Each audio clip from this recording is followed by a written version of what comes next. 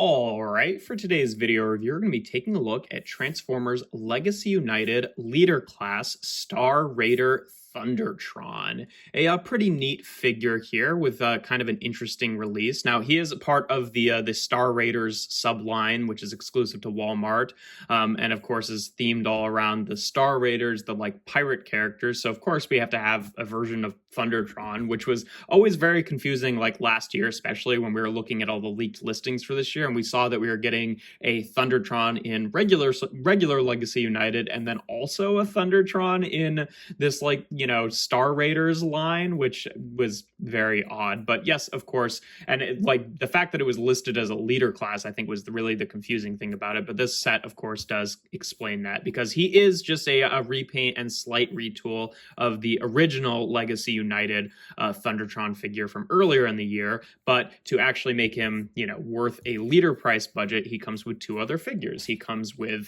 Infernac Universe Calcitron here, a third use of the Magnus, armorizer mold, and he also comes with what do they call him? Star Raider Nightstrike, which is a new version of a Robots in Disguise 2015 character that turned into a bat, just using the Rat Bat Siege mold. And this is a pretty good set. I decided to originally pass on the Thundertron that came out earlier in the year, just because, I don't know, I still kind of liked the look of the original one more. It looked like a fine figure, but I just didn't really feel like I needed it. But then when they put it out in the more sort of like toy accurate colors and like head sculpt there with this figure, I just, I wanted him, and it's not like that much better, if at all, than the original figure. I'd say that they're pretty comparable. This one does some things better, that one does some things better, but I also really wanted Calcitron just because I feel like he's kind of the coolest looking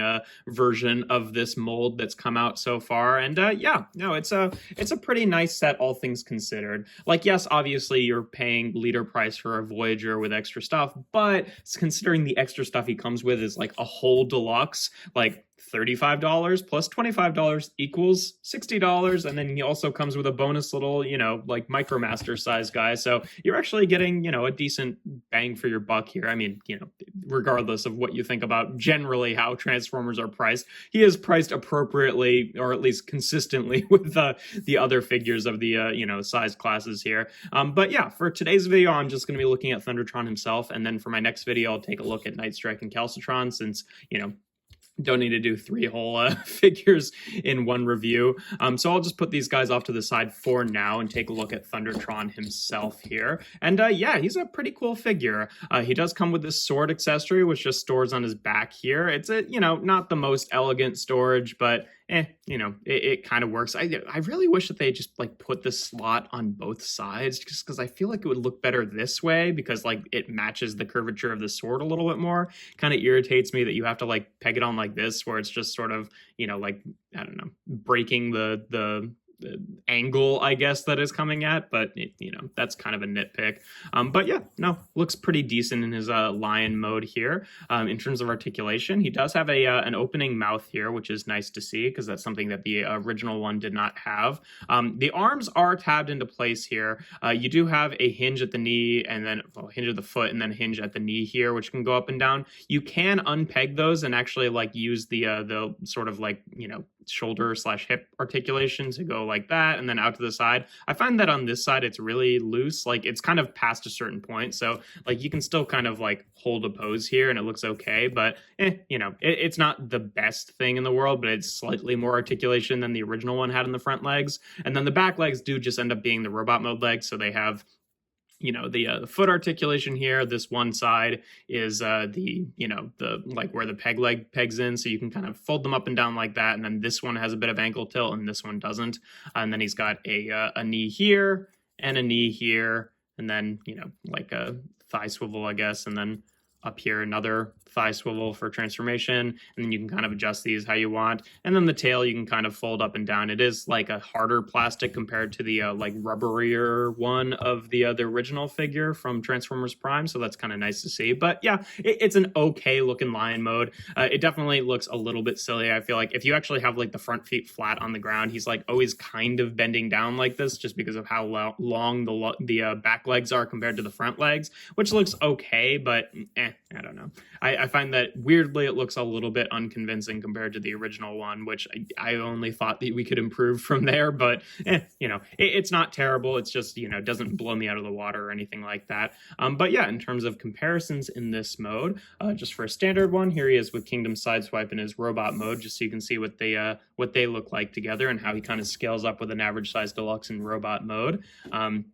Here he is with Road Pig, just because he's another figure from this line for whatever that's worth, who's a pirate now, who I totally forgot to mention has a little skull and crossbone, like the Thundertron logo on him, the Star Raiders logo. But yeah, they look, I guess, okay together. And then here he is with the original Thundertron from Transformers Prime. So you can see some things are better, some things are worse. Like this one, I just have like a ConstructBots sword pegged on here, and I like glued a separate peg to like go into one of these things for that, because his original sword he had that big like.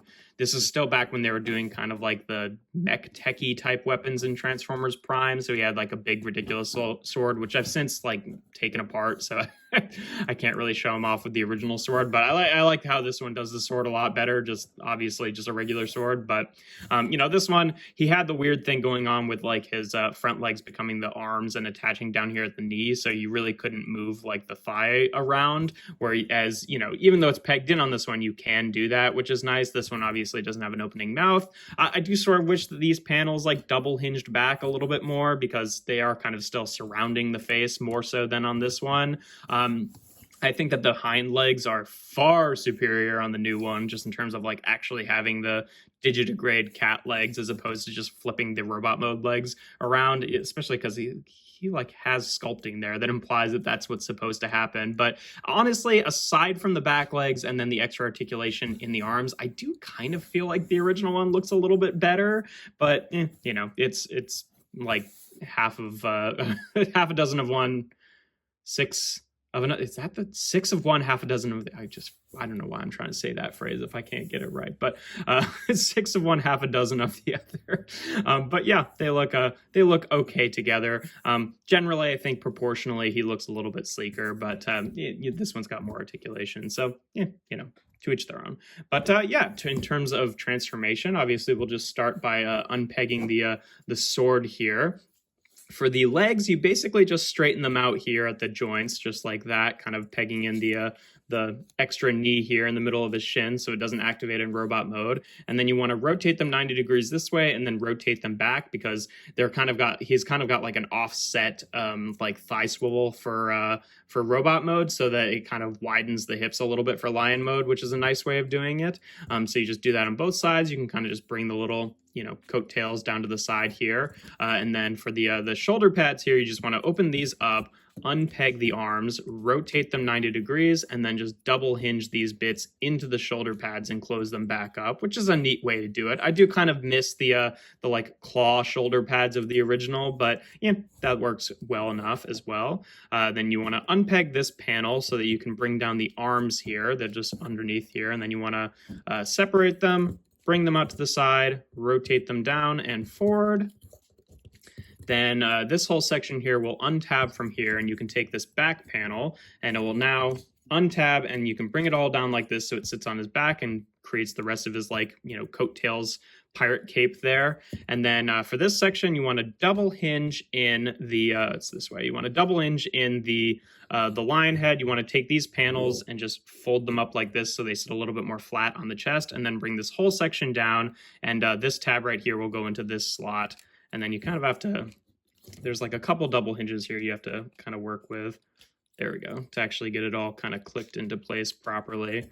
And there we have Thundertron in his base robot mode. And oh, no, not quite yet. You do also want to take these panels on the feet and flip them forward so that he has like more of a solid standing base like the original toy did. And he looks pretty good. I'm so happy I decided to not pick up the original Legacy United Thundertron because I would have wanted this set to get Calcitron, and I definitely wouldn't have bought that figure a second time, because I barely need 2 Thundertrons. I certainly don't need 3, but yeah, no, I much prefer the way this guy looks to that figure. I love the more toy accurate head sculpt. I just, this is kind of what I like think of when I think of Thundertron, because my only exposure to the character really is that old toy, not like any of the expanded media or anything like that. It's just a much nicer looking head sculpt in general, I feel like. He also, the other difference that he has is he does have a hook hand, which is not something that the original toy had, and I don't know how I feel about it generally, but it's not terrible. Obviously, if you want to give him his sword here, you can have him hold it in either hand. It's a little weird to me that he can hold it in the hook hand, because like you don't actually get grip on a with a hook like that, but he can do it. And then obviously you can do the thing where you take off his right foot to give him the peg leg, and you can, just like the Legacy United one, attach this piece to the sword with this tab here, just like that. And then I like to take these bits and kind of fold it around, just because I feel like that makes it look a little bit more integrated. And yeah, that's a pretty cool look. I do really like that he can do that. Unfortunately, this is something that I didn't really realize before I bought the figure. You can't really store the sword with this bit attached. You can store the sword where it was in alt mode, just on the back here, but there just isn't the clearance to also have this tabbed on there. And I wish that you could wrap this around his arm and peg it on like that, like you could with the original figure. I mean, it would look a little silly because he'd have basically 2 claws on one hand here, but I don't know. I would just much prefer to store it there rather than having the only storage spot be it just being a second foot, because I like the pirate aesthetic. But that's kind of a nitpick, since I'm mostly going to have him be holding his sword anyway. At least it has somewhere to go. But yeah. In terms of articulation, the head is on a ball joint, so it can rotate around.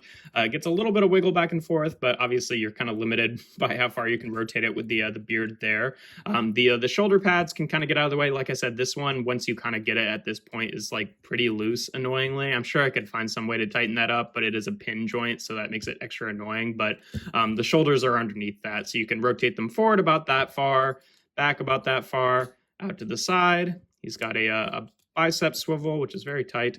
He's got a pretty deep elbow bend there. He does have wrist rotation, kind of underneath. The claws are attached to the forearm, so the wrists just kind of rotate underneath that.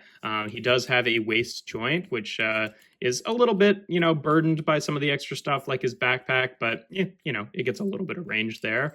Hips can go forward and back and out to the side. He does kind of have 2 thigh swivels, because he's got this one up here, which I'm guessing is really supposed to be just the transformation joint, and the one right above the knee, so that you're not extending his leg out when you use the thigh joint there. He's got a very deep knee bend, which is nice to see. And then the feet, like I said, this one's got tilt, and you can kind of bend it up and down. This one you can bend up and down a little bit, and you can rotate it, but it doesn't have any side to side tilt, just because of how it just pegs into the foot, which is pretty much how the original one was as well. Yeah, and then obviously you can kind of take the tail and move it as far back as you want. But yeah, the other kind of neat feature that he has is if we bring on Nightstrike here, and I think that this is molding that was present on the original Legacy United Thundertron, that just no one really clocked it, is he's got two little slots up there, so you can actually take Nightstrike and peg him into the shoulder pad. So he's got a little buddy to sit on his shoulder. Not quite a parrot, but evil pirate of having a bat up there, I feel like is pretty cool. And yeah, that's a really fun feature. I do like that display option. But yeah, in terms of other comparisons in this mode, obviously we'll just leave Nightstrike out here and also bring back on Calcitron, so you can see the figures that actually all come in the set together, and it's a pretty good set overall. Here he is again with Sideswipe, just for that standard deluxe.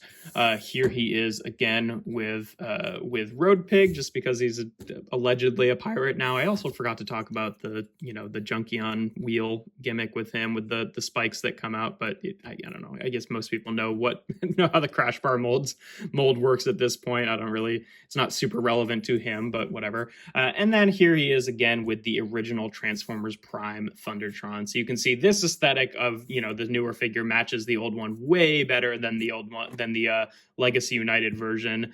The just regular release did. Like the blues are a lot more toned down. It's not still like a perfect match. Like he's got more of like a greeny blue and he's got more of like a purpley blue. But you know, it's not like the dark blue of the original Legacy United one. The head sculpt is of course a lot more accurate since this one is based on the original toy. And just like a lot of the gold hits are in kind of the right place. Again, I think like, you know, I like both of these guys a lot. They're both really good figures. It's hard to say really which one is better than the other. There are some things I like about this guy. He's got better articulation overall. I think an overall better lion mode in terms of articulation and stuff. I like that this guy can use his claws as a buckler. You know, I do miss the like, you know, the claw shoulders. I feel like there was probably some way that they could have engineered this differently to do that, which is kind of a shame, but you know, but still I like both of them, and I do think I probably like this one a little bit better overall, but maybe that's just my brain trying to convince me of that since, you know, I bought him recently and you'd want him to be a replacement for the old one, but really they're both pretty good. I do think he looks a little bit better without the like translucent plastic or like the weird sort of like our all spark blue hits in the color scheme, but you know, to each their own. But yeah, that's pretty much all there is to say about this version of Thundertron. He's pretty much the same as the other, you know, like Legacy United version, but in my opinion, this one is just far superior in terms of like it's, you know, actually looking like the original toy. But yeah, not without complaints, but he is a fun figure overall and a pretty solid Voyager. And yeah, that's pretty much all there is to him. If you enjoy my videos, make sure to leave a like and consider subscribing to the channel. I do reviews every Tuesday, Thursday, and Sunday. And without further ado, here we have Transformers Legacy United Star Raider Thundertron.